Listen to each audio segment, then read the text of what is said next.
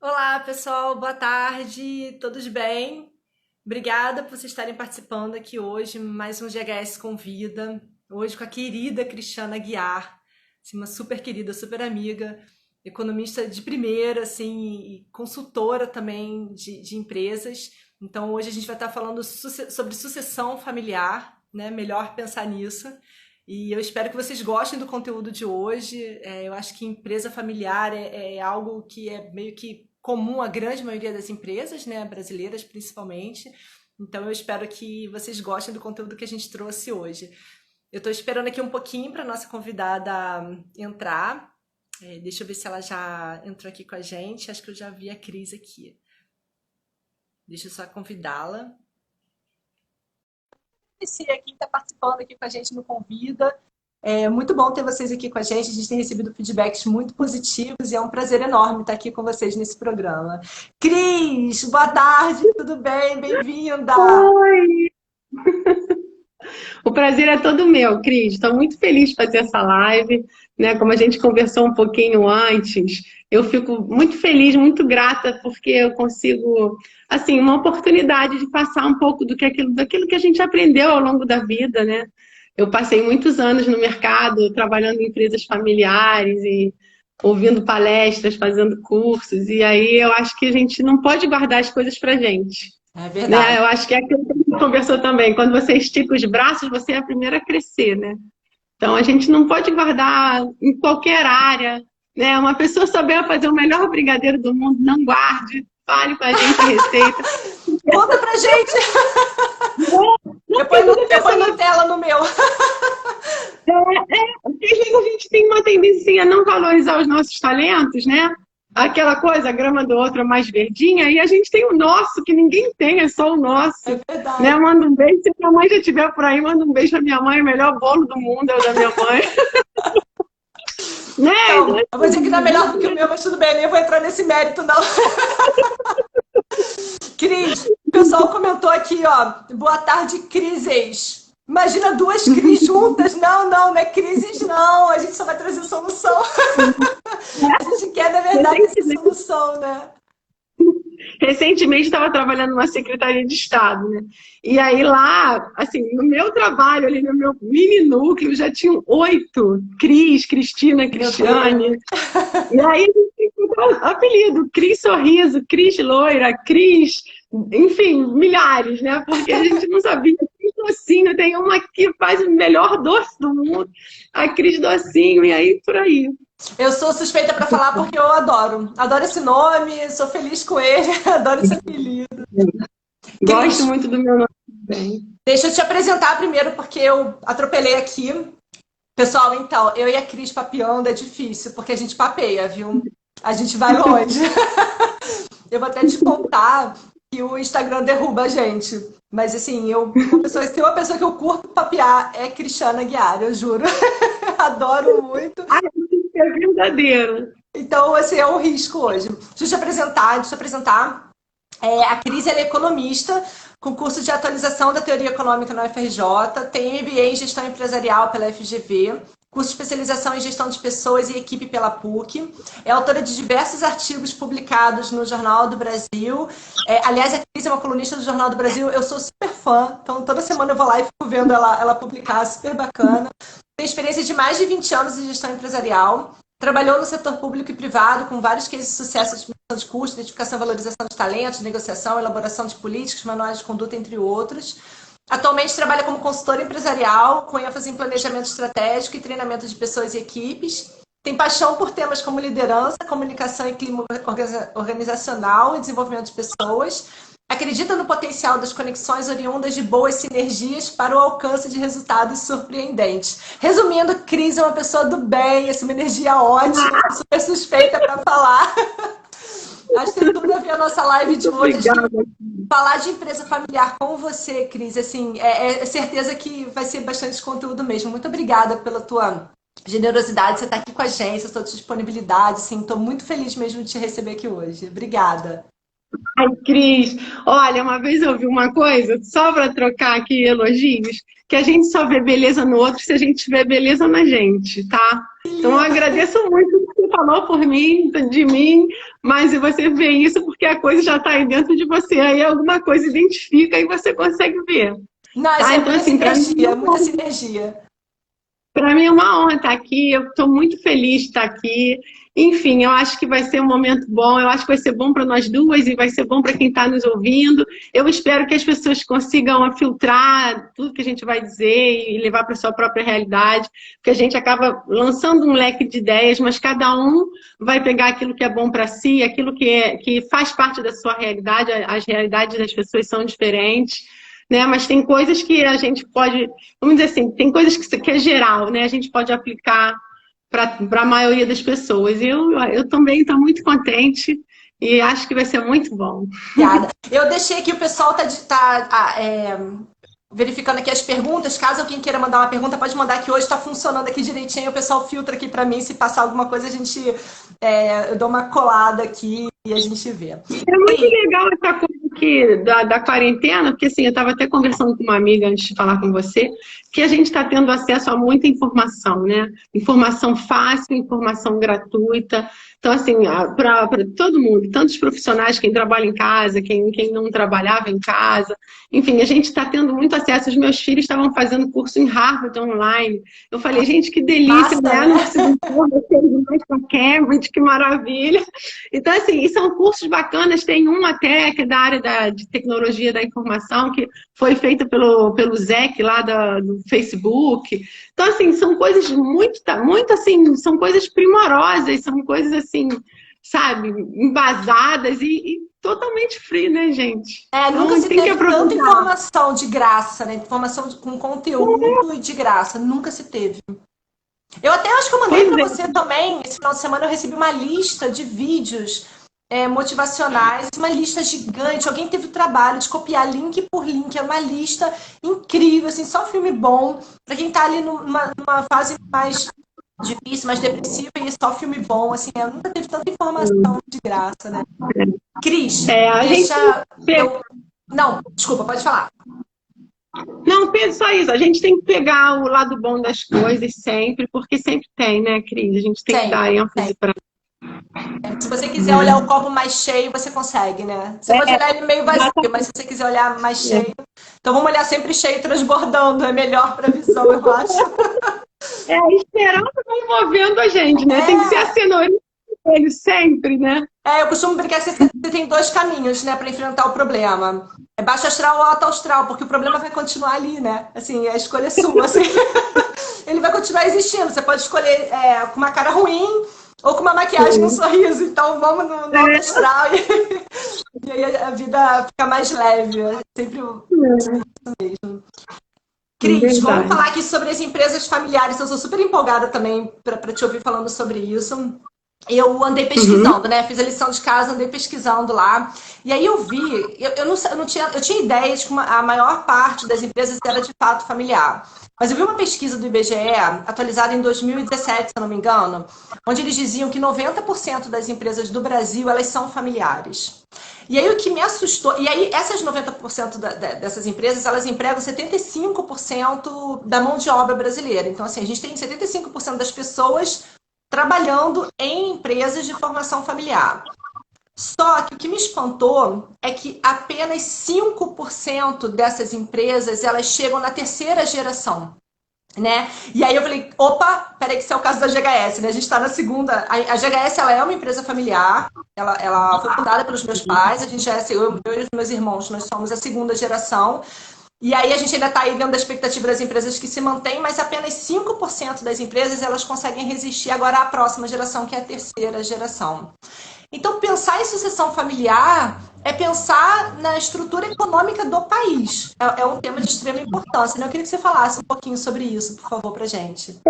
A empresa familiar, a gente corresponde a 65% do PIB e quinta geração só chega a 1% das empresas. Olha. Então, assim, assim, você tinha me perguntado, né, Cris, qual que você acha que é o principal problema das empresas familiares? E assim, a gente poderia enumerar aqui governança corporativa, disputa, né, de poder, problema financeiro, mas assim, eu acho que eu quero focar no problema que para mim é o crucial, tá? Que é a comunicação. A comunicação é a principal habilidade de qualquer ser humano. Então, assim, a gente precisa se comunicar. A gente se comunica para chamar atenção para alguma coisa, enfim, não preciso aqui pedagogia sobre a comunicação. Mas a comunicação é muito importante e a comunicação é o principal problema nas empresas familiares. Primeiro, qual o primeiro problema com relação à comunicação? É a falta de engajamento. Porque se você está pensando em sucessão, alguém que vai ser o sucessor, que vai ocupar aquele lugar, ele precisa entender aquela história, sabe? Então, assim, desde o início da fundação, como é que foi, qual é a etapa da vida que o meu pai estava, meu avô, enfim, você precisa engajar aquela pessoa naquela situação, até para que ela crie um mínimo de interesse, para a gente não cair naquela história, né? Pai rico, filho nobre, neto pobre, sabe? Porque entrei de paraquedas aqui, nem sei o que é isso, quanto é que tem no caixa.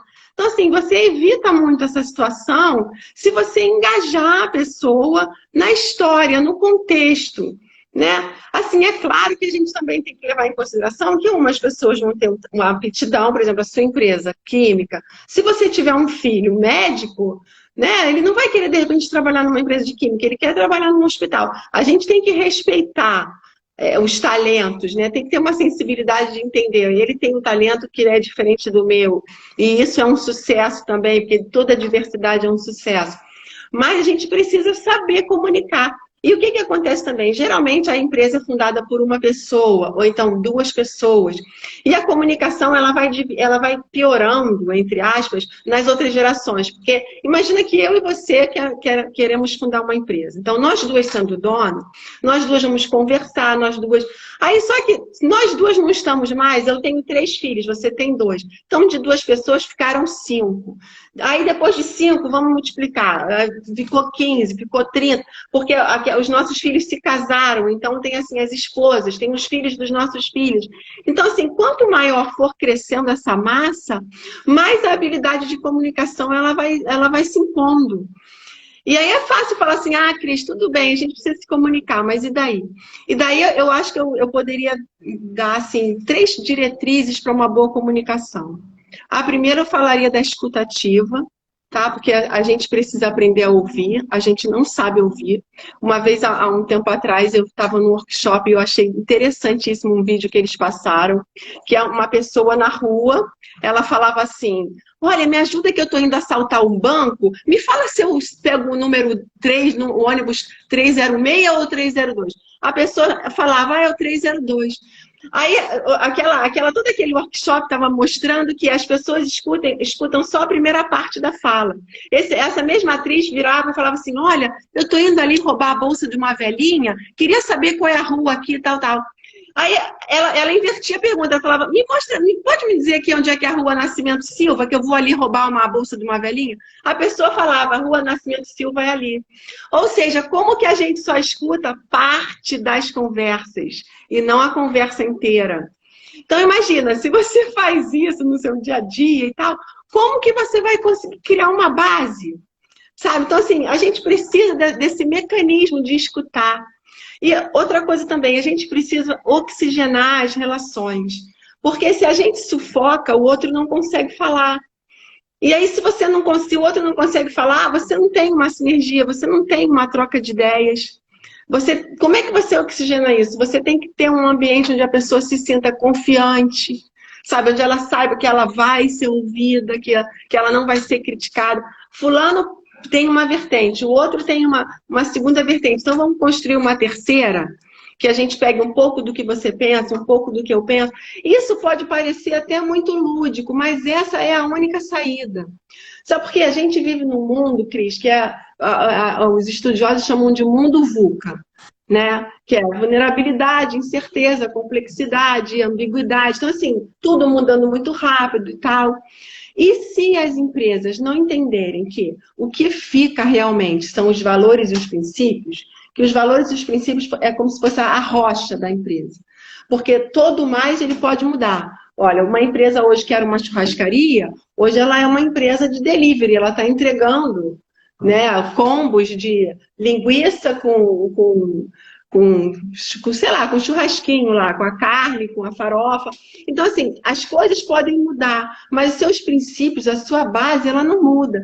Então, se o fundador da empresa ele conseguir engajar, né, as gerações naquele princípio, conseguir que as gerações entendam a missão da empresa, que tudo pode mudar, se modernizar, inovações, né, palavras da moda, disruptivas, tal. Mas se houver uma base, se houver uma rocha, como falando assim, uma palavra da Bíblia, vem os ventos, vem as tempestades, mas você está ali na rocha, você não cai. Então, uma empresa bem solidificada, ela perdura por várias gerações, porque ela consegue ouvir a ideia do novo, ela consegue passar pelo conflito inevitável que é o conflito das gerações. Eu tenho filha adolescente, tenho filha pequena, e a coisa, ela se você não conseguir, você perde. Tem uma idade que se você não conseguir passar por aquele conflito com seus filhos, você perde eles para sempre. Imagina que triste. Todo pai quer ver os filhos ao redor da mesa, né, trazendo seus agregados. Ninguém quer perder sua família. E se você não conseguir manter um diálogo, não conseguir manter conflito de geração, isso, aquilo, aí você tem uma ruptura que às vezes você perde a pessoa. E aí na empresa, às vezes você perde a empresa, às vezes você perde um filho que seria um excelente CEO. Uma coisa também, eu tenho que falar, tem que ver a hora, né? Uma coisa que é muito importante também. Pode ir que eu tô acompanhando. Uma coisa que é muito importante também é, por exemplo, a gente, tenho 2 filhos, tenho 3 filhos, e às vezes você tem um filho que se identifica mais com você, que se identifica mais com o seu negócio, que se identifica... Então, assim, isso não é, entre aspas, pecado nenhum. Só que você não pode demonstrar isso, sabe? Você não pode chegar e, esse aqui é o meu herdeiro. Que, na verdade, é a dona da empresa. Só que o seu filho não é o dono sozinho, ele tem irmãos. Então, se os diferentes talentos puderem ser usados na empresa, maravilha, que bom. Se não, os outros talentos vão ser usados pelo mundo e o seu filho vai ser o que vai tocar a sua empresa. Mas a empresa não é só daquele que vai tocar. Ele tem os outros irmãos, vamos dizer, os acionistas. Então, assim, a gente tem que levar a coisa... E essa mistura de todas as emoções com uma regulamentação, tem que ter uma regulação daquilo, a gente não pode perder isso de vista, sabe? Sempre fundamentando que as relações são o mais importante, porque eu acho que é um ledo engano essa coisa de que, pode ruir tudo, mas a empresa não vai ruir. Não vai ruir se você terceirizar. Porque se você deixar só com a empresa, só com as pessoas, e as relações estiverem fragilizadas, ela tem grande chance de ruir. Porque aí começa a Torre de Babel, sabe aquela coisa? Um fala um idioma, outro fala, não tem mais como construir um projeto. O projeto acaba. Qualquer projeto que as pessoas não se comunicam, acaba. A gente pode pegar a Torre de Babel como exemplo. Eu vou contar, eu nem sei, eu não vi, né? Eu ainda não vi ninguém da família aqui participando, então dá pra eu contar. Espero que eles não estejam aqui vendo. O meu irmão, então, se ele me ouvir falando o que eu vou falar agora, eu tenho certeza que ele vai reclamar muito, mas eu vou contar. Eu acho que meus pais eles foram muito felizes num detalhe. Desde muito pequenos, a gente nunca pôde brigar em casa. Não sei o que acontecia, mas assim, qualquer discussãozinha boba de irmão, né? Assim, um brigando com o outro, implicando com o outro, eles, o que tivesse na mão voava em cima da gente, então a gente não podia brigar. E minha mãe tinha uma coisa que, assim, se a gente começasse a brigar mesmo, brigar assim, um pouco mais pesado, ela fazia a gente lamber o rosto um do outro. Pronto, acabei de ver a dona Eliana aí. Então, contei. E ela fazia a gente lamber o rosto um do outro. A gente podia estar suado, brigando, nojento, ela ia lá e fazia a gente lamber um do outro. Ela dizia que filho dela não ia brigar. E você sabe que, assim, aquilo gerou uma proximidade minha com os meus irmãos. Até hoje a gente é meio, assim... próximo até demais. Adulto, em geral, as pessoas ficam... Não, mas a gente chega, se agarra, não tem isso. Irmão, assim, eu sinto maior falta. Inclusive, eu tô morrendo de saudade dos meus irmãos de abraçar eles mesmo, assim, de chegar mais perto. E minha mãe fazia isso e falava assim, vocês não vão brigar. Quando a gente começou a trabalhar, o meu pai montou... Ela tá até rindo aqui, mas era horrível isso. Quando a gente começou a trabalhar junto, o meu pai falava assim, olha, aconteça o que acontecer. Se brigar aqui dentro, tá fora da empresa. E foi uma coisa que a gente sempre ouviu, desde muito pequena, que assim, pode acontecer o que for. Se a empresa ficar acima da família, já não compensa mais ter a empresa. Então você vê, hoje na empresa, é claro, a gente, ao longo do tempo, a gente foi estruturando. A empresa tem uma estrutura profissional bem bacana, assim, cada um tem sua função, cada um se respeita. A gente briga, eventualmente a gente diverge e tal. Mas a gente nunca brigou. E aí, de fato, a gente não briga, assim, porque acho que criou aquela cultura, não que hoje, eu não sei, se bem se minha mãe pode dar uma doida e mandar a gente lamber de novo, eu não sei o que acontece, mas até hoje, assim, a gente não briga, a gente diverge, fica bravo um com o outro, mas daqui passou um pouquinho de tempo e a gente está ali junto. O que isso é bom para a empresa? Eu acho que o que isso agrega? Porque a gente tem muita transparência em falar, olha, eu não concordo com você. Em geral, eu sou a mais resistente da família, né? Eu sou a que falo mais e que menos ouve, mas assim, eu acabo tentando, forçando a barra para tentar impor a minha vontade sempre. Às vezes eu perco, mas quase sempre eu perturbo eles. Mas a gente tem um amor um pelo outro, e aí a família tá acima. É o que você falou mesmo. Porque o dia que a gente não tiver mais isso, qual o propósito de manter o negócio, né? Vai perder a graça, porque o que a gente constrói, a gente acaba construindo junto. Eu acho que você falou isso perfeito. É muito o que a gente vive hoje na GHS, e a empresa tem outras empresas no grupo, mas o que a gente vive hoje é isso. A gente compartilha a empresa, os problemas e tal, mas ninguém briga. Se tiver que chegar no nível que a gente tiver que brigar, é para recuar todo mundo, e meus pais, eles são bem enfadonhos nisso, eles não permitem, então eles continuam ativamente buscando que a gente permaneça na harmonia. E é uma empresa completamente familiar, né? Que trabalha todo mundo, inclusive meu marido, inclusive meu avô. Infelizmente a gente perdeu agora há pouco tempo, mas trabalhava lá com a gente também, então todo mundo ali. E a gente tem aquelas oportunidades assim, de almoçar junto, a gente pode ir junto, voltar junto, então mesmo durante a semana a gente sempre está junto. Eu acho que é o que você falou, se a gente consegue manter essa relação, essa união, essa harmonia, o negócio pode dar super certo mesmo. O propósito está acima, né? É bem bacana que você colocou. É incrível, eu acho assim, que no mercado agora está até mudando um pouco isso, mas se você entender diversidade como um fator crítico de sucesso, você vai ver que na família você já está com uma matéria-prima na mão. Porque o que acontece? Quantas pessoas procuram... Olha, agora, contextualizando um pouquinho para o que a gente está vendo aí na Covid-19, né? Se a gente tiver um comitê, se a gente tiver cabeças pensantes, dando ideias de como que a gente vai sair, se a gente tivesse um alinhamento setor público, setor privado, fazendo uma parceria com transparência, a gente chegaria a alguma conclusão. Então, o mercado ele procura por quê? Por criatividade, por diversidade, porque tudo isso agrega. Você consegue sair de um problema mais rápido se várias pessoas derem uma ideia e você catalisa aquilo. Existem profissionais, os catalisadores de ideia. Está cheio de metodologias aí, OKR, Design Thinking, que não é nada mais, nada menos do que você pegar um grupo e falar qual é a sua ideia, qual é a sua. E daquela ideia, de cada pessoa dando uma ideia, surge uma ideia que é surpreendente, como eu falei para você no início. É surpreendente o que acontece quando as pessoas têm essa sinergia.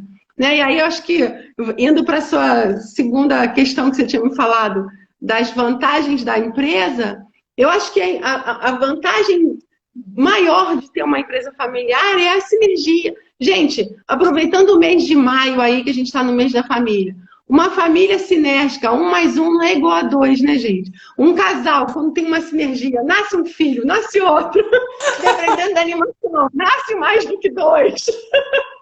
Então, assim, a sinergia faz com que as coisas aconteçam, sabe? Então, essa é uma vantagem que ninguém tira da empresa familiar. A gente ter um foco, todo mundo teve a ideia, todo mundo indo para a mesma direção. Tudo bem, isso aqui é bacana, mas isso a gente também pode construir numa empresa não familiar. A gente consegue engajar as pessoas, a gente consegue todo mundo numa mesma linha, numa mesma direção, a gente consegue vender o peixe, como dizia antigamente a área de marketing. Só que uma sinergia familiar você não consegue. O ambiente da família é um ambiente que ele é propício para desenvolver as pessoas. Sabe, na família você consegue o significado, sim, vamos dizer assim, o significado cheio da palavra interdependência. Porque você é uma pessoa independente, mas você está interagindo, cada um dentro da sua independência, interagindo para construir um projeto. E a família é o melhor projeto. né, para nós cristãos, e acho que todas as religiões do mundo falam que a família é o projeto de Deus. Então, assim, a empresa familiar sai nessa vantagem, né? É só a gente conseguir ver e conseguir minimizar aquilo que acontece na família e o que vai acontecer do lado de fora. Eu falo com os meus filhos, sempre falei isso, que às vezes, me aborreci com isso, eu não quero fazer aquilo. Aí eu sempre falava para eles, se vocês não conseguirem lidar com as frustrações e com os aborrecimentos e tal dentro do núcleo familiar, vocês não vão ser bons profissionais do lado de fora.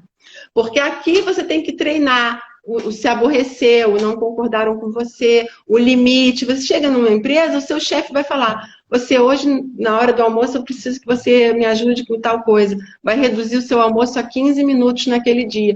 Se você é uma pessoa que nunca foi privada, como é que você vai aguentar esse tipo de pressão? Então, assim, a família é uma escola para todas as outras áreas que a gente, quando sai, você aprendeu lá. Então, assim, uma empresa familiar bem estruturada, o céu é o limite. Por isso que a gente vê aí 90%. Aí eu também vi um estudo há um tempo atrás que as maiores empresas do mundo são familiares. Aí citavam empresas, BMW, empresas enormes. Então, assim, se você consegue se você consegue trilhar a estrada, não vou dizer que é a estrada da perfeição, porque não existe família nenhuma perfeita no mundo, não existe, não tem um lugar que, nossa, essa família aqui é perfeita, não, porque simplesmente é constituída de pessoas que não são perfeitas. Então a matemática é muito simples, se é imperfeito, mais imperfeito igual a imperfeito, sabe, não tem como ser diferente. Né? Ou quimicamente também, duas coisas igualmente imperfeitas, sabe? Então, assim, qualquer ciência que a gente queira explicar a imperfeição da família, psicologicamente também a gente vai encontrar gaps com gaps igual a gaps. Então, assim, qualquer ciência vai explicar que não tem como. Há muito tempo eu escutei uma piada que eu achei engraçada. Fala sobre assim, esse lado religioso, né? Que fala assim, as pessoas reclamam que não querem ir na igreja, a igreja não é perfeita, a igreja é católica, a igreja evangélica, a igreja... Aí uma piada é o seguinte, se você encontrar uma igreja perfeita, então não entra, porque se você entrar, você estraga. Porque você não é perfeito. Verdade. Então, assim, se você entrar, você estragou aquele ambiente total de perfeição, então não entre. Porque é bem por aí, sabe? Então, se a gente conseguir essa sinergia de interação, de quais são as suas ideias, e a gente conseguir, e a gente vai ali pelas diretrizes, olha, nossos princípios são esses, e a gente fundamentar todas, fazer um catálogo, fazer um workshop, gente, a coisa vai muito longe, vai muito além. Às vezes até uma criança pequena, eu já ouvi histórias, assim, que a gente ao longo da carreira, com essa questão toda de consultoria e tal, a gente já ouviu histórias de assim, tá todo mundo num sofá, na sala, e a empresa está com um problema, e de repente uma criança da família, a netinha e tal, chega com 6, 7 anos de idade, e ela fala a solução. Sabe aquela coisa direto! E aí os adultos olham e a gente estava discutindo o quê? E a gente estava com qual problema? E olha. Então, assim, gente, é muito bom você, sabe, eu insisto muito nisso, você precisa oxigenar as suas relações, sabe?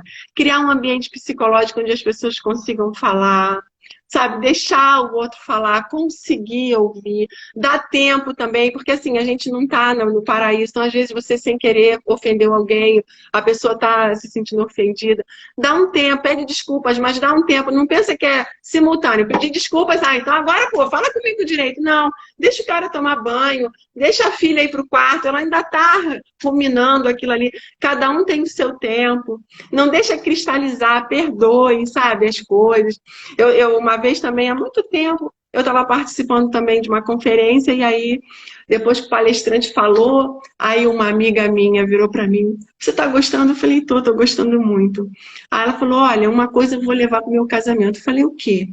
Ela falou, olha, assim como todo dia em casa a gente joga o lixo fora, imagina se a gente não jogasse o lixo, o lixo do dia, varreu, botou no lixo, varreu uma semana, 15 dias, um mês, como é que ia estar a tua casa? Tão entulhada de lixo que você ia ter que sair da casa.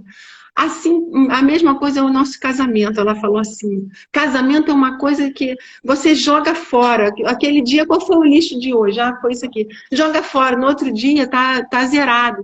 Porque senão você vai acumulando um Vai. lixo, seja na relação de casamento, seja na relação de patrão-empregado, o seu chefe, o seu estagiário. Se você acumular aquele lixo, tem uma hora que está um azedo, fedendo, tudo mosca, e aí você não chega nem mais perto da pessoa. Então, certas coisas, tenta jogar fora, tenta virar aquela página.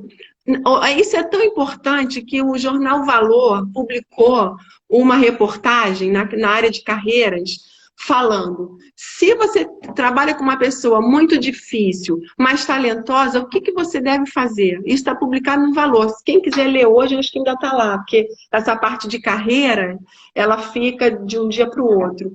E o artigo é interessantíssimo, porque ele te dá alguns gatilhos para você acionar, falando, olha, a gente precisa aproveitar o talento das pessoas. Então, como é que eu faço? Ao invés de eu pisar no meu ambiente de trabalho e falar, ai, aquele cara difícil, talentoso, tenta inverter. Aquele cara talentoso, difícil. Só você inverter a primeira frase, você já vai ter um ânimo de lutar pelo talentoso.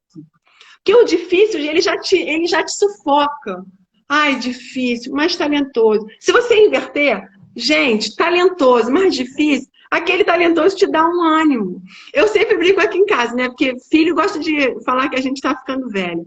Aí eu falo, gente, para mim tá pra baixo, já tem a força da gravidade. Eu não aceito.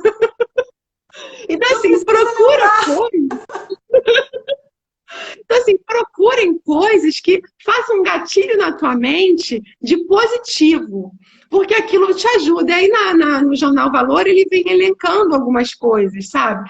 Procura também a empatia, nada mais é do que você também tentar entender um pouco o lado do outro. Aí, nesse artigo, por exemplo, o estagiário lá, o funcionário virou para o chefe: vem cá, por que você nunca me fez um elogio? Nunca. Não que eu esteja assim, validando esse tipo de comportamento, né? Mas a pessoa que fazia isso tinha um fundamento de fazer isso. Ele virou para o estagiário dele, lá para o funcionário, e falou: olha, quando eu trabalhava e estava assim no seu lugar, quando meu chefe me elogiava, eu relaxava, falava, ah, então já elogiou, tá bom. Como eu não quero que você relaxe, eu não te elogio nunca. Quer dizer,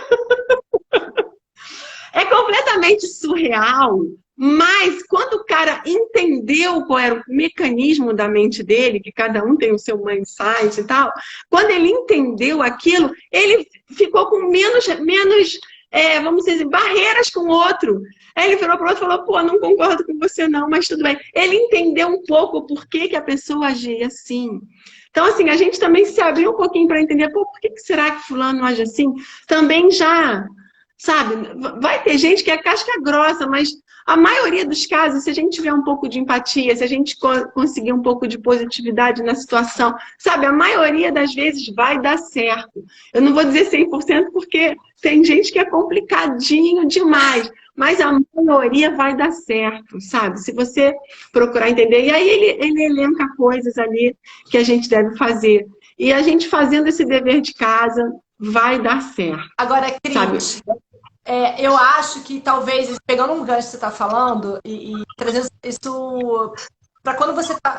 por exemplo, o chefe, ele, de uma forma muito delicada, respondeu que não estava dando esse feedback positivo porque ele queria que ele crescesse. Quando a gente está no ambiente familiar, eu acho que essa é uma grande cilada para a família. Assim, a gente foi crescendo nisso, todo mundo junto, né? Eu sei que hoje a gente se posiciona bem. Mas, por exemplo, o meu pai, no início, e isso era bem difícil a gente entender, porque meu pai foi um paizão. Quando ele virou chefe, eu falei, meu, quem é essa pessoa? Né?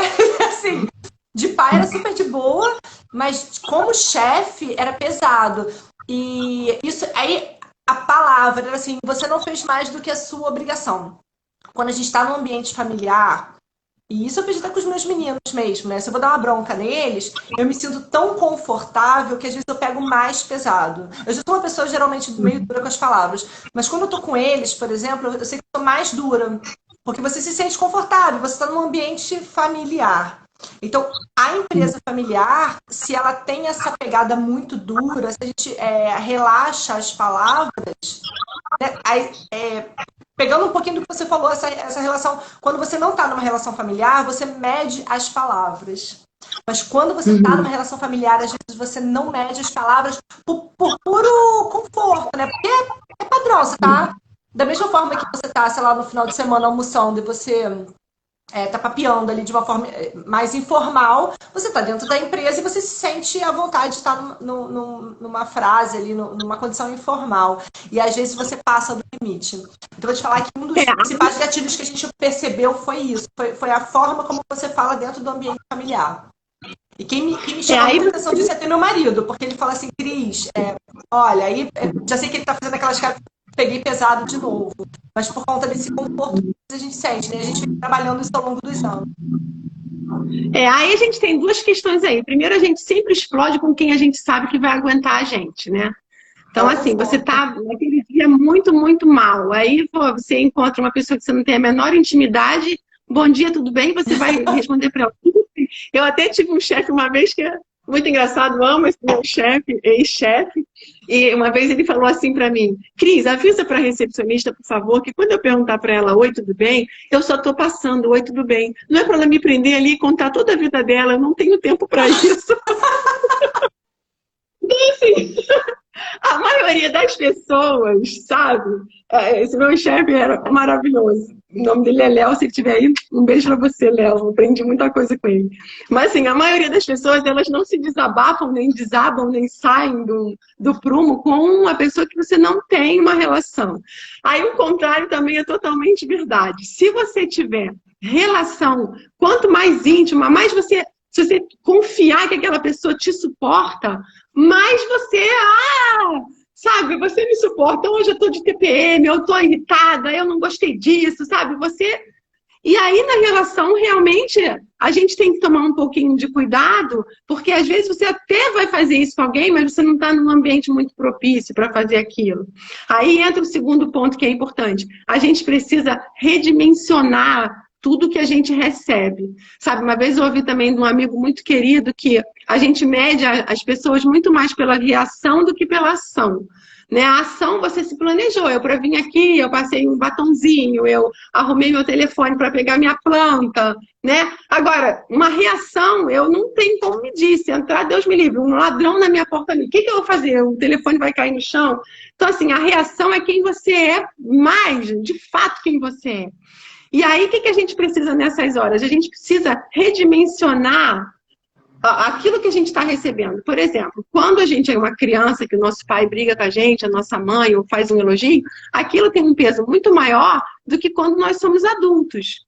Então, assim, no ambiente de trabalho, quando no seu pai aflorar uma irritabilidade própria de quem pensa assim, ela é minha filha, ela pode receber isso, aí você precisa redimensionar. Poxa, não sou mais criança, o papai não está certo nisso, mas ele está só sendo pai, então depois eu dou um jeito de conversar com ele que a melhor estratégia é A, B ou C.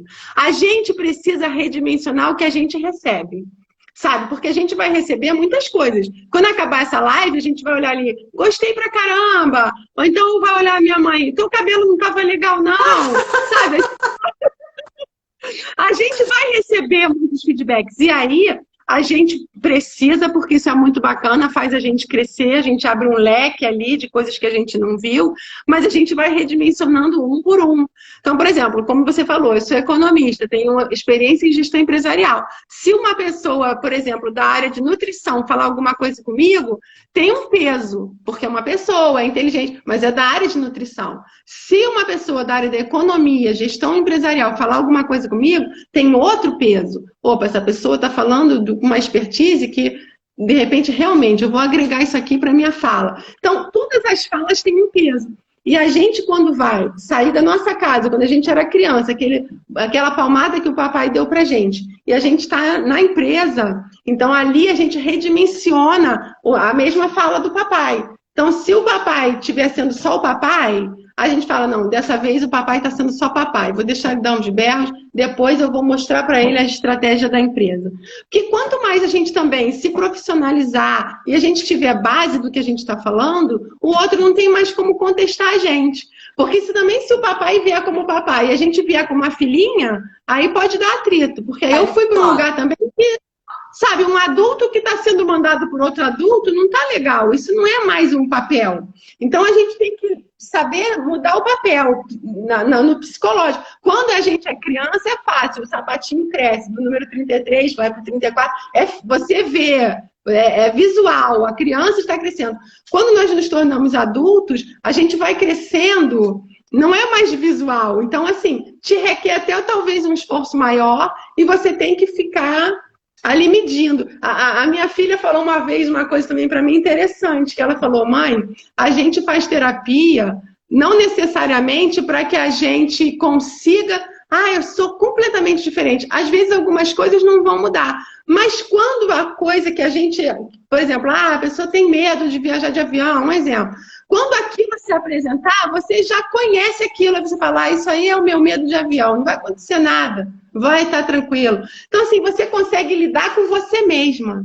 Então, autoconhecimento, fundamental. Autoconhecimento. Então, assim, quando você está na empresa, que aí você precisa saber lidar com você. Como é que eu respondo isso sendo a profissional? Que é um dos erros muito graves, assim, um dos mais graves das empresas familiares, é não profissionalizar as pessoas. Porque aí você bota pessoas de confiança em lugares onde elas não têm o talento. Isso é muito grave também, porque, a minha tia, ela é muito boa, ela é de confiança, então eu vou botar ela na tesouraria. Só que a tua tia é pedagoga, não entende nada de números. Então não é melhor você botar a sua tia pedagoga em outro lugar, vai para o RH fazer treinamento, e você botar uma pessoa que você vai adquirir confiança, mas tem talento para a tesouraria? Então, isso é um erro que a gente faz. A gente pega a tia, que é muito boa, a gente mistura. A gente tem que colocar as pessoas certas nos lugares certos. Aquilo ali é uma empresa. Então, e assim, às vezes a cobrança acaba afetando a relação familiar, nesse ponto. Que a pessoa não tem capacidade, claro, mas é por uma falta de capacidade dela, foi dado um nível de confiança. Mas aí, quando você vai cobrar, você cobra firme, a tua expectativa de resultado é outra, muito além do que ela vai te dar. E aí talvez o conflito possa começar ali naquele ponto de fragilidade do conhecimento. Perfeito. Eu acho que isso é um ponto bem crítico. Porque você tem confiança, mas ela não tem a competência necessária. Todo mundo que vai fazer uma entrevista, a gente vai ter até os skills necessários. Olha, você tem que ter experiência em tesouraria, tem que ser formado em ciências contábeis, tal. E às vezes a gente acha que a gente é o dono da bola, do jogo, da pizza, e a gente vai fazer do nosso jeito. Pode até dar certo, porque ela pode ser uma pedagoga que gosta de números, mas e se ela tiver horror àquilo e não tiver competência para aquilo? Então você cria um problema. É separar, sabe? De certa maneira você tem que separar. O que eu preciso aqui? Eu preciso estruturar processos, eu preciso... Então tem que haver essa separação. Sempre. Por isso que algumas empresas, elas optam para a governança, né? Para ir para... Olha, a gente vai terceirizar certos setores, a gente vai ter um conselho, sabe? Conforme vai crescendo, vai profissionalizando. E aí ela pode sim pegar as pessoas da família, os entes dela e tal, mas aí vai colocando nos talentos, nos lugares certos. Aí é o melhor dos mundos.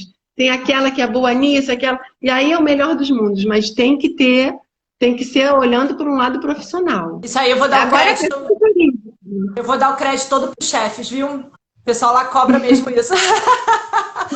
Eles cobram no nível alto, sabe? Eles fizeram a gente se capacitar e eles cobram no nível alto. Eu acho que esse é o grande segredo. Na verdade, para se posicionar, tem que ter aquele conhecimento, ter aquele fundamento, eles cobram resultado. E aí você tem uma máquina com uma base familiar, mas com uma estrutura bem profissional, né? Com processo, com definição de cargo, com um propósito que é comum a todos e com respeito. Eu acho muito bacana que a gente construiu. Eu morro de orgulho, sou super suspeita para falar, mas eu morro de orgulho mesmo do que eles fizeram. Olha, porque tem propósito. Código de ética, manual de conduta, isso tudo ajuda muito, porque assim, até para as outras gerações que vão entrando, olha, a gente já é a constituição da empresa, olha, a gente tem esse documento aqui, funciona desse jeito, pode até ter adaptações e tal, mas a gente tem isso daqui. Porque assim, você evita constrangimentos, tem certas situações que são constrangedoras. E uma coisa também que eu acho que a gente também tem que evitar eu tenho uma empresa na família, então a empresa é um cabide de empregos. Não é. A empresa não é um cabide de empregos. A empresa, ela existe com uma missão, com uma visão, com um propósito, e a gente pode agregar algumas pessoas que tenham a ver com aquele core business ali. Se você fizer cabide de emprego, a minha última consultoria era uma rede de franquias de 12 salões de cabeleireiro, e o que aconteceu? Foi minguando 10, 9, 8, no final ficou com 4, porque virou cabide de emprego da família. O cunhado tem um, não sei quem tem outro, não sei quem. Então, assim, não tem como, não pode ser cabide de empregos. A empresa é uma empresa. Nem cabide de emprego, nem banco, né? A gente pode fazer aquele churrasquinho daquele cantor que falava, sai da minha aba, sai. Em casa, você pode botar todo mundo na tua aba no churrasco de domingo. Mas a empresa não pode, senão dá nem problema. isso, nem banco, nem confundir a conta CPF com a conta CNPJ, né? Acho que são 2 erros que a empresa familiar costuma cometer. E talvez isso seja justificativa dos 5% que não conseguem, dos 95%, na verdade, que não conseguem sobreviver na terceira geração. Pode ser na verdade, a gente, na América Latina, a gente tem um problema do emprego informal, né? Então, se a gente for buscar a história, a gente vai lembrar dos imigrantes, as primeiras empresas do agronegócio, aquela coisa toda, e depois com a questão toda do mercado de trabalho, a questão também da desigualdade, né, do desequilíbrio aí da renda. Então, o que acontece é que a gente tem um mercado informal enorme, e às vezes a pessoa, ela tem um talento, ela faz um bolo, como a gente estava brincando no início, ela tem um carisma muito bom para revender coisas, e aí aquilo vai crescendo e sem se profissionalizar. Se profissionalizar é um grande segredo, sabe? Aí vai crescendo, vai crescendo, vai crescendo, aí tem uma hora que faz igual o bolo quando a gente abre a tampa, né? Estou falando muito dessa coisa que está sendo minha realidade, fazer comida, bolo. A minha também! Os coisas aprendizados. Se abre aquela coisa bonita, assim, se abre a tampa e o bolo... Entendeu? Então, se você crescer desordenadamente, a propensão a você cair, sabe, é grande. Então, a gente não pode. Nós estamos há 12 minutos. Era para te avisar com 15, vou te avisar com 12. Eu vou te fazer uma pergunta que eu queria muito a tua opinião agora, para quem está assistindo a gente.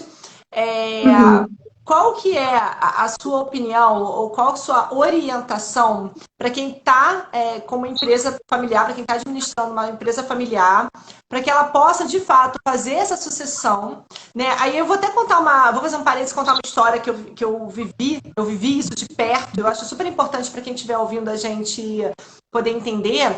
Eu tinha uma amiga e ela tinha um pai, ela tinha rompido com o pai, mas ela era filha única. Coisa de adolescente, né? Rompeu, foi ser pesquisadora, foi trabalhar com outras coisas. O pai tinha uma fábrica de cigarros, se eu não me engano. E eu sei que ele faleceu, morte súbita, ele faleceu e ela era a única herdeira. Então, o nosso consultor, o Francisco até já esteve aqui com a gente na live, ele sempre fala que a gente pode não ser dono de fato, mas a gente é de direito. Quer dizer, na verdade, a gente até, embora a gente constitua, mas meus pais vivos e eles que mandam na empresa ainda, eles que são os presidentes. Então, ele sempre fala isso, porque na hora que o pai dela faleceu, ela não só quebrou a empresa em 3 meses, como ela fundou a família inteira. Porque ela criou uma dívida no CPF dela, né? Claro, se você é dono do negócio, o negócio quebra, está endividado, e aí, claro, as pessoas se aproveitaram daquela situação dela e aí pioraram a situação.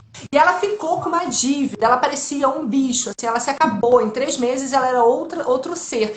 Nunca trabalhou numa empresa, não entendia absolutamente nada de uma empresa e viveu essa experiência de ter que assumir um negócio da noite pro dia sem ter nem como confiar. Então ela não vivia isso. E aí eu rapidinho catei minhas coisas e falei, não, tudo bem, vamos entender como é que funciona uma empresa, porque isso é muito perigoso. Então, qual orientação você poderia dar para quem vive uma empresa familiar, ou mesmo para quem tem aí, os pais têm um negócio, mas não querem se envolver no negócio, mas tem que saber que são, de fato, de direito, vão acabar algum dia tendo que assumir essa responsabilidade. Qual a tua orientação para uma sucessão familiar? O que as pessoas já têm que estar... Qual a lição de casa que as pessoas devem fazer para poder fazer uma transição familiar, ainda que queira vender a empresa, mas fazer uma transição familiar de uma forma... bacana mesmo, uma forma estruturada, sem trazer prejuízos no futuro. Tá, então, eu elenquei também, realmente, a gente tinha conversado um pouco sobre essa questão, e eu elenquei, assim, alguns, o que eu diria assim, os steps, sabe? Começa por aqui até você chegar na sucessão.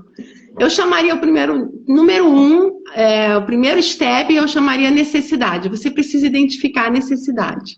Sabe? Então, assim, se eu montar uma empresa hoje com você, e a gente no meio de escolher nossa marca, registrar, fazer, a gente não está com uma necessidade de fazer um plano de sucessão nesse momento.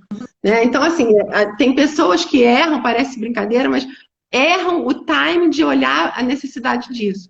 Tanto precoce demais, quase não existe, mas a gente tem que falar, ou tardiamente demais. Por exemplo, a gente está vivendo agora com essa Covid-19, um mundo totalmente imprevisível. Então, quem não fez ainda tá gritando na porta que é uma necessidade, né? Então, mas mesmo no mundo antes pandemia, as empresas precisam checar o momento onde existe essa necessidade.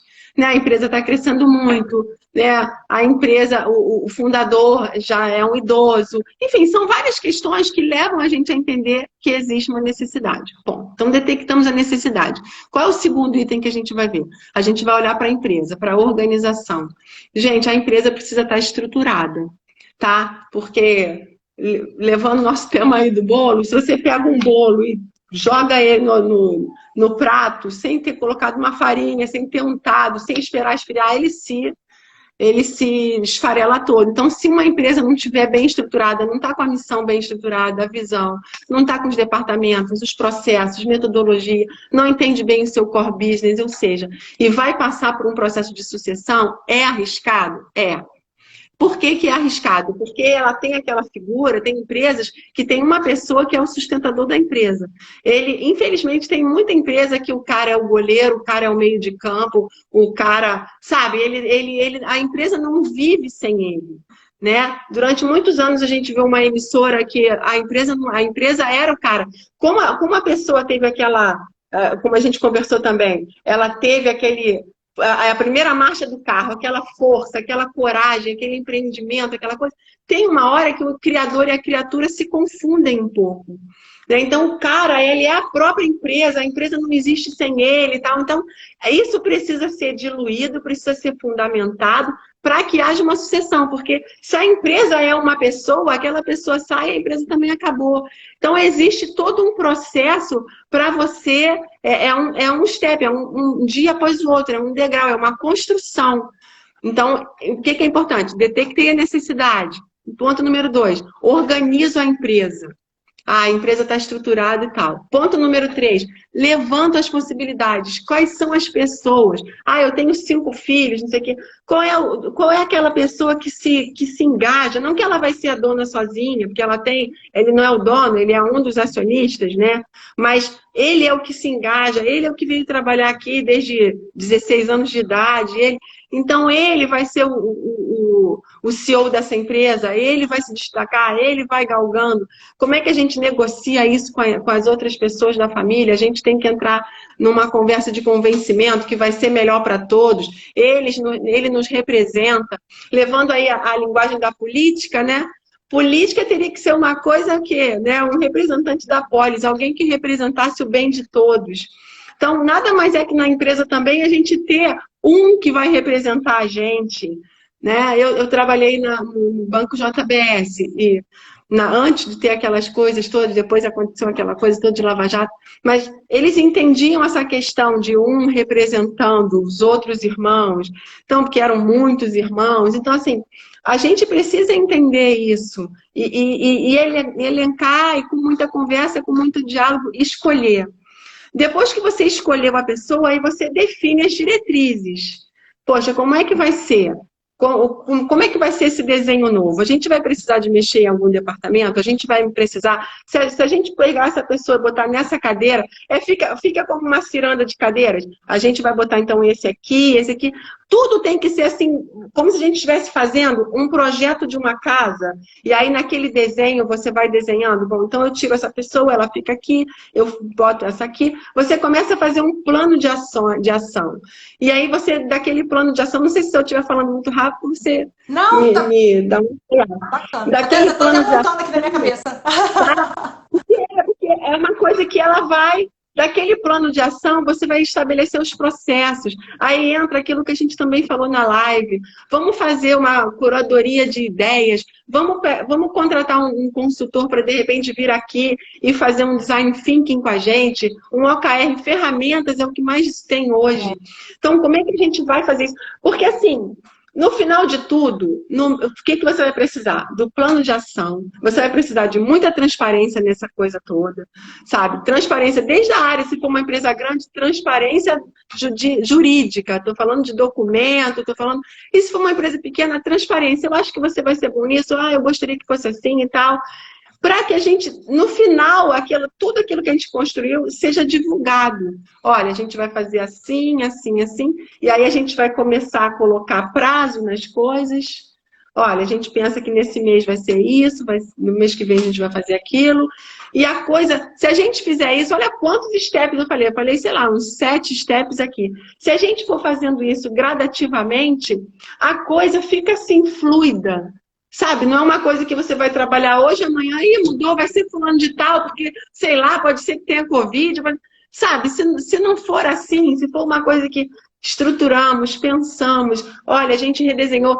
Sabe aquela coisa quando a gente chega em casa e a gente fala, queria trocar um pouco os móveis, pô, e esse meu sofá tá muito ruim, aí você, enquanto não chega o seu, você arruma a casa e dá uma olhada, e de repente aquilo que era improvisado ficou mais legal do que o que era antes. Então, quando você mexe num pilar, numa coisa, você pode descobrir que, poxa, pode ter uma outra versão mais legal ainda. Porque, Cris, nesse mundo que tudo muda muito rápido, sabe, a inovação, tudo, a era tecnológica, a gente tem que entender que o nosso molde ele não vai ficar. Sabe, hoje eu estava falando com a minha filha sobre música, eu falei, filho, na minha época, anos 90, a gente tinha que assistir as músicas com vídeo, era o máximo. Tinha vídeo da Madonna, vídeo do Michael Jackson. Mãe, hoje em dia quase não tem, a gente não fica vendo muito vídeo. Spotify, foi o que ela falou. YouTube já era, mãe, Spotify e tal. Então, assim, se a gente se congelar com um modelo que era muito bacana, a gente tem uma tendência a achar que a nossa geração era a mais legal. E todo mundo acha a sua mais legal. Porque, na verdade, a juventude é maravilhosa, é alegre, é divertida. Então, você pega aquela coisa alegre, divertida, e acha que só você que viveu aquilo. Que aquilo foi o mais legal. Deixa eu te falar. Eu não vou te cortar. Faltam 2 minutos. Então, tem uma pergunta que eu acho super bacana. A Viviane Nunes mandou pra gente sobre a questão da empresa pequena. Tudo que você falou... Mesmo o compliance caberia para uma empresa pequena, é claro, adaptando para o modelo da empresa, né? Aí ela até colocou aqui que a empresa pequena, em geral, uma pessoa faz tudo, desde atender telefone até atender o cliente. Mas você adaptar esse modelo para o teu negócio pequeno, né? Dadas as devidas proporções, você adapta, mas ter esse plano de sucessão até mais importante, às vezes, na empresa pequena, que você não vai ter alguém para contar para quem for o sucessor. Então, tudo se adapta, né? Mesmo na pequena. Sim, claro, e até porque a pequena, hoje em dia, essa questão de muitos colaboradores não define uma empresa grande ou pequena. Tem empresas que faturam 5 milhões e tem 3 funcionários, né? E elas são as melhores e as mais rentáveis, alvos de estudos, entendeu? Então, assim, ter 1 ou 2 funcionários não significa que é uma empresa pequena. Na verdade, o que a gente precisa ter na empresa é o sonho, né? Onde que eu quero chegar e a metodologia para você chegar ali, um planejamento estratégico. Tem pessoas que o planejamento estratégico delas é ficar onde elas estão. Então, elas precisam sobreviver, né? Eu não tenho mais tempo, né? Não, vai cair. Deixa as Se cair, gente, se cair, eu queria agradecer a presença de todo mundo e da Cris também. Vou deixar você falar agora, porque aí a gente pode até cair. Cris, muito obrigada, viu? É que é muito assunto, né? Tem muita coisa pra gente falar. Vou deixar a palavra para a Cris, super obrigada. Depois a gente faz um 2. A gente vai precisar fazer um segundo. E quem quiser deixar as perguntas, depois a gente vê se dá um jeito de responder, mandar as respostas. Né? Amei também, te agradeço demais, foi uma experiência muito boa. E eu espero ter contribuído, espero que as pessoas tenham tirado suas dúvidas, enfim. Qualquer coisa, enfim, mandar um contato, né, de repente. Não, pode mandar, né? Se quiser mandar as dúvidas lá no GHS, a gente passa o contato da Cris direto também, pode mandar pra gente, não tem o menor problema. pode me mandar um zap do meu telefone, posso, de repente, dar tempo de falar, 9700-49485, quem tiver precisando de uma consultoria, enfim, pode me A gente ligar, vai é um deixar lá prazer. o nosso vídeo vai para o canal do YouTube da GHS. E lá no vídeo a gente vai deixar todos os contatos da Cris. E aí a gente deixa, as lives ficam salvas lá no site, e no site encaminha para o YouTube. E lá a gente deixa todos os seus contatos, e-mail, telefone, o que você permite a gente deixar lá, a gente deixa lá. E aí, pessoal, Pode assim, deixar. olha, super recomendo, a Cris é genial, assim, várias ideias boas. Então, quem estiver precisando de uma consultoria, inclusive quem não tiver o plano de sucessão já pronto, né? Recomendo que vá lá fazer com ela. Cris, muito obrigada, pessoal, que participou. Eu espero vocês na quinta-feira, às 4 horas também. A gente vai estar voltando com o Francisco. Beijo, pessoal. Obrigadão, viu? Obrigada, Cris. Beijo muito grande. Obrigada. Tchau. Tchau.